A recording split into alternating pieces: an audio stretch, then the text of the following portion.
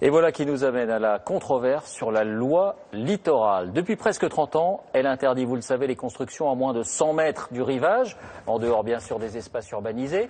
Et voici qu'elle est remise en cause par un rapport parlementaire. Motif, appliquée trop strictement, elle serait un frein à la croissance de ces régions où la population progresse régulièrement. C'est notre dossier ce soir.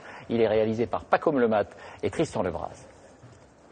La France, c'est 5500 km de côte, 883 communes. Un Français sur 10 vit aujourd'hui au bord de la mer. En 1986, une loi, la loi littorale, a été votée pour éviter ça. Ou encore ça.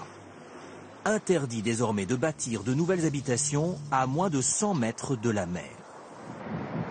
Nous sommes sur la côte sauvage du Cotentin. La loi littorale empêche toute construction, sauf s'il s'agit d'aménager des bâtiments déjà existants. C'est l'idée de ce maire. Il fait racheter par sa commune une ancienne colonie de vacances pour la transformer en centre de remise en forme. Ça serait la partie technique ici, à l'arrière de la mer. Comme ça, on verrait absolument rien. Et ça s'intégrerait parfaitement bien dans l'environnement, qui est magnifique.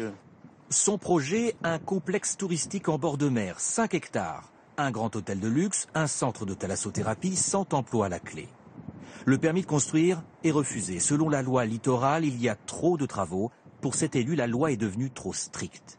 On a eu beaucoup de projets, pas simplement le nôtre, mais qui ont été rejetés et qui ont été abandonnés parce que les maires n'ont pas assez de pugnacité, ont peur, en fait, ont peur des tribunaux, ont peur de tout ça.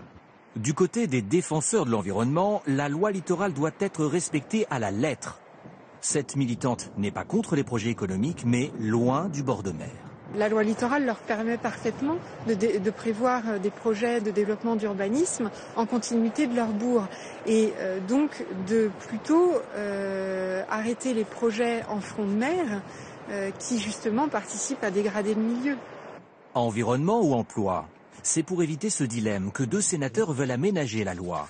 Ils souhaitent donner plus de pouvoir aux maires et à l'emploi, et cette sénatrice l'assure, les élus ne vont pas abandonner la côte aux promoteurs. La réaction que j'ai vue, moi aussi, des réactions qui remontaient, qui me disaient « Ah ben vous allez laisser les maires bétonner les côtes. Mais pourquoi voulez-vous que les maires, qui sont redevables devant leurs concitoyens, aient envie de bétonner les côtes ?» Mais peut-on faire confiance aux élus pour appliquer la loi littorale ? Pas toujours.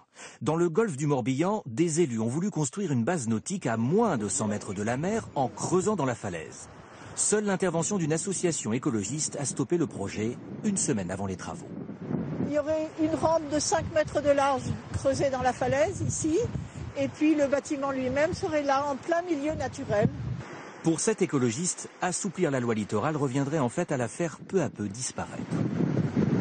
Tant que la loi littorale n'était pas appliquée ou était mal appliquée, les maires la supportaient. Mais maintenant que les juges ne laissent pas passer les mauvais projets, alors les maires veulent se débarrasser de la loi. Un projet de loi devrait être présenté, mais il pourrait rencontrer des résistances. Selon un sondage, 80% des Français sont favorables à la loi littorale.